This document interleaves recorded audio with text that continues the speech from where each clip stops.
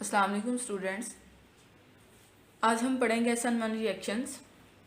Substitution, nucleophilic, unimolecular reactions हैं। तो इसमें होता SN1 रिएक्शन में असल में होता क्या है कि जो अल्काइल हैलाइड है इसकी सबसे पहले आयनाइजेशन होती है। कैसे आयनाइजेशन होती है? ये जो बॉन्ड है कार्बन और ये जो हेलोजन है इसके दरमियान जो बॉन्ड है ये ब्रेक कर जाता है। ठीक है, जब ये ब्रेक करेगा तो ये एक्स नेगेटिव की फॉर्म में, ठीक है, ये एक्स आपको पता है ये क्लोरीन भी हो सकता है, ये ब्रोमीन भी हो सकता है। ये ऑक्सोनियम आयन की फॉर्म एक्स माइनस यानी क्लोरीन नेगेटिव या फिर ब्रोमीन नेगेटिव एनाइन की फॉर्म में अलग हो जाएगा। अब ये जो हमारे पास बचा ना, ठीक है, ये किस फॉर्म में आएगा? ये इस तरह कार्बन पे पॉजिटिव चार्ज आ जाएगा, R1, R2 और R3। अब इसमें होता ये है कि इसको हम कहते हैं ये क्या बना है? कार्बोकेटाइन, यानी कार्बन है तो कार्बोकेटाइन, और इसका नाम इसको कहते हैं कार्बोनियम आयन। ठीक है, क्या होता है ये? Carbonium ion. अब देखें, आपको पता है कार्बन 4 बॉन्ड बनाता है, 1 2 3 बॉन्ड उसने बनाए हुए हैं, और ये वाला जो p ऑर्बिटल है ये इसका अनहाइब्रिडाइज्ड फॉर्म में और अनबॉन्डेड फॉर्म में यहाँ पे मौजूद है। ठीक है, दोनों लोब्स उसके मौजूद है। अब देखें ये तो हो गया पहला स्टेप। पहला स्टेप क्या है? आयनाइजेशन ऑफ अल्काइल हैलाइड, यानी इसमें बॉन्ड ब्रेक होगा। पहली बात, बॉन्ड ब्रेक होगा तो एनर्जी रिक्वायर होगी, और ये स्टेप कौन सा होगा? स्लोएस्ट स्टेप होगा। दूसरा जो है उसमें सिंपली क्या है कि ऑलरेडी एक स्पीशी पॉजिटिव की फॉर्म में मौजूद है, एक नेगेटिव फॉर्म यानी न्यूक्लियोफाइल आएगा, ये इस पे अटैक करेगा और इस पे अटैक करने के बाद इससे बॉन्ड बना लेगा। अब यहाँ पे एक बात आपको मैं क्लियर कर दूँ, आपको नज़र आ रहा होगा न्यूक्लियोफाइल इस साइड से भी अटैक कर रहा है, इस साइड पे भी, जबकि SN2 रिएक्शन में ऐसा नहीं था। अब होता ये है कि ये देखें, ये P जो ऑर्बिटल है इसमें दोनों साइड पे ये न्यूक्लियोफाइल इस साइड से भी इसके साथ अटैक करके बॉन्ड बना सकता है और इस साइड से भी, क्योंकि दोनों साइड से मौजूद है ना इस साइड पे कोई चीज़ मौजूद है ना इस साइड पे, दोनों साइड क्या है? फ्री हैं। तो न्यूक्लियोफाइल दोनों साइड से क्या कर सकता है? अटैक कर सकता है। अब देखें, अगर न्यूक्लियोफाइल इस साइड से अटैक करेगा तो यहाँ पे इसके साथ बॉन्ड बनाएगा जैसा कि इस केस में है, और अगर न्यूक्लियोफाइल इस साइड से अटैक करेगा तो इस साइड को बॉन्ड बनाएगा जैसा कि इस केस में है। ठीक है, तो दोनों साइड से न्यूक्लियोफाइल अटैक कर सकता है। तो आप लोगों के पास दो तरह का प्रोडक्ट बनेगा। एक प्रोडक्ट बिल्कुल एज सच ही बनेगा जैसा पेरेंट था, जैसे यहाँ पे बना हुआ है R1, R2, R3 और X जो है इस साइड पे है, बिल्कुल इसी तरह। और दूसरा प्रोडक्ट जो है वो उसके बिल्कुल अपोजिट बनेगा, यानी इस साइड में, इस प्रोडक्ट में X इस साइड पे है, उसमें बिल्कुल अपोजिट साइड पे होगा। अब देखें इसमें होता क्या है कि ये, क्योंकि इसमें जो इसकी कॉन्फ़िगरेशन है, यानी इसके जो अटैचमेंट साइड है, अगर आप लोगों को सिंपल अल्फाज में कहूँ तो बिल्कुल वैसी है जैसी उसके पेरेंट की थी। सॉरी, यहाँ पे एक गलती हो गई है, यहाँ पे X नहीं आना था, न्यूक्लियोफाइल आना था। ठीक है,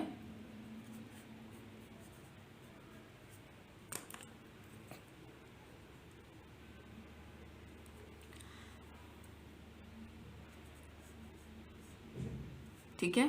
अब ये न्यूक्लियोफाइल इसके साथ अटैच हुआ है तो ये बिल्कुल ऐसा सच है जैसा ये वाला है, तो इसे हम कहेंगे ठीक है। तो ये हमारे पास क्या है? रिटेंशन ऑफ कॉन्फ़िगरेशन, यानी 50% हमारा प्रोडक्ट एज सच ही बनेगा जैसा पेरेंट था, इसे हम कहेंगे 50% रिटेंशन ऑफ कॉन्फ़िगरेशन। और 50% क्या हुआ? बिल्कुल उसके अपोजिट बना है, तो इसे कहेंगे 50% इन्वर्जन ऑफ कॉन्फ़िगरेशन। अब यहाँ पे एक और बात ऐड कर लेते हैं कि बात हम ये वाली ऐड कर लेते हैं कि ऐसा मिक्सचर जिसमें 50% रिटेंशन ऑफ कॉन्फ़िगरेशन हो और 50% इन्वर्जन हो, यानी दो तरह के आइसोमर जो हैं वो मौजूद हो, तो उसे ऐसे मिक्सचर को कहते हैं रेसिमिक मिक्सचर। ठीक है, ऐसे तो इस पे डिटेल पे ये आपको पता ऑप्टिकली एक्टिव और इनएक्टिव की आगे एक्सप्लेनेशन आ जाती है, लेकिन क्योंकि आपके सिलेबस में नहीं है तो इसलिए हम इस पे बात नहीं करेंगे। सिर्फ इतना समझ लें कि ये 50% इस तरह का है, 50% उसके अपोजिट है। इस मिक्सचर को हम कहेंगे रेसिमिक मिक्सचर। नेक्स्ट जो बात हमने करनी है वो ये करनी है कि ये दो स्टेप हैं, ये स्लो स्टेप है और ये फास्ट स्टेप है। तो अगर दो स्टेप हों या दो से ज़ायद स्टेप हों तो रेट डिटर्मिनिंग स्टेप वो वाला होता है जो कि स्लोएस्ट होता है। तो इट्स मीन इसमें रेट डिटर्मिनिंग स्टेप ये होगा। अब इसमें अगर हम देखें तो रेट किसके इक्वल आएगा?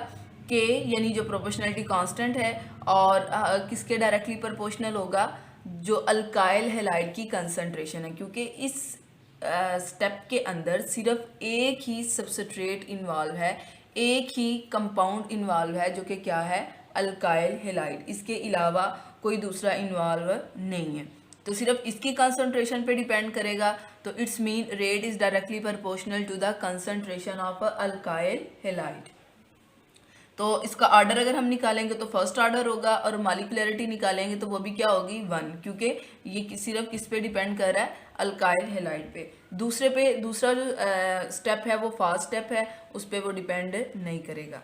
अच्छा, अब ये फास्ट स्टेप क्यों है, देखें, इसमें बॉन्ड ब्रेक हो रहा है, बॉन्ड ब्रेक होने के लिए एनर्जी चाहिए, और एनर्जी बॉन्ड ब्रेक करने के लिए एनर्जी चाहिए, और ये एक स्लोएस्ट स्टेप है। लेकिन जो ये दूसरा स्टेप है, इसमें सिर्फ और सिर्फ एक केटाइन और एनायन आपस में मिल रहे हैं। तो आपको पता है अपोजिट हमेशा अट्रैक्ट करते हैं, तो ये इनका जो आपस में कंबाइन होना है, ये इस बॉन्ड ब्रेकिंग की निस्बत आसान है और जल्दी हो जाता है, क्योंकि सिंपली सिर्फ कार्बोकेटाइन है, ये पॉजिटिव है, ये इस नेगेटिव के साथ मिल रहा है। इसके बाद आप देखें कि यहाँ पे जो हाइब्रिडाइजेशन है वो sp3 है, और इस केस में अगर देखें तो हाइब्रिडाइजेशन जो है वो sp2 है। कैसे sp2 है, देखें, एक कितने p होते हैं, 3 p होते हैं ना, px, py और pz। एक p तो हमारे पास एज सच मौजूद है, ठीक है, pz अगर हम इसे कंसीडर कर लें तो ये pz तो मौजूद है, तो बाकी की पीछे इसके अंदर फिर ये वाली बॉन्डिंग के अंदर कितने इन्वॉल्व हुए, px और py। तो एक s और 2 p हैं, तो हमारे पास जो हाइब्रिडाइजेशन आ जाएगी वो क्या आएगी, sp2, ठीक है। तो यहाँ पे जो हाइब्रिडाइजेशन है वो क्या है, sp2, यानी टेट्राहीड्रल। sp3 से ये चेंज होता है ट्राइगोनल, ये जो इसकी शेप है ये ट्राइगोनल प्लेनर है, इससे sp2 में आता है, और फिर sp2 से अगेन जो है यहाँ पे जब न्यूक्लियोफाइल अटैक कर जाता है तो ये भी p जो है ये इन्वॉल्व हो जाता है, तो फिर ये किस में चेंज हो जाता है, टेट्राहीड्रल sp3 पे, ठीक है। तो ये इस तरह इसकी क्या होती है, कॉन्फ़िगरेशन में चेंज आता है, यानी sp3 से sp2, टेट्राहीड्रल से ट्राइगोनल प्लेनर, और देन अगेन sp2 से sp3। अच्छा, कौन से जो अल्काइल हैलाइड्स हैं जो ये वाले रिएक्शन देते हैं, तो जो टर्शरी होंगे वो सबसे पहले उनकी क्या होगी कि वो अल्काइल हैलाइड, जो टर्शरी अल्काइल हैलाइड है वो SN1 रिएक्शन देंगे। इसके बाद जो सेकेंडरी है वो बाज़ औक़ात इस SN1 देते हैं और बाज़ औक़ात SN2 देते हैं। ये बात डिपेंड करती है सॉल्वेंट पे कि सॉल्वेंट किस किस्म, पोलर होगा या नॉन पोलर होगा, ठीक है। तो टर्शरी जो है उनका कार्बोकेटाइन क्योंकि स्टेबल होता है, स्टेबल बनता है, तो इसलिए टर्शरी कार्बोकेटाइन क्या करते हैं, SN1 रिएक्शन देते हैं, ठीक है।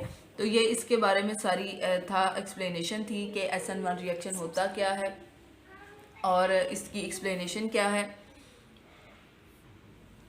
होप सो आप सबको समझ आई होगी। इसी के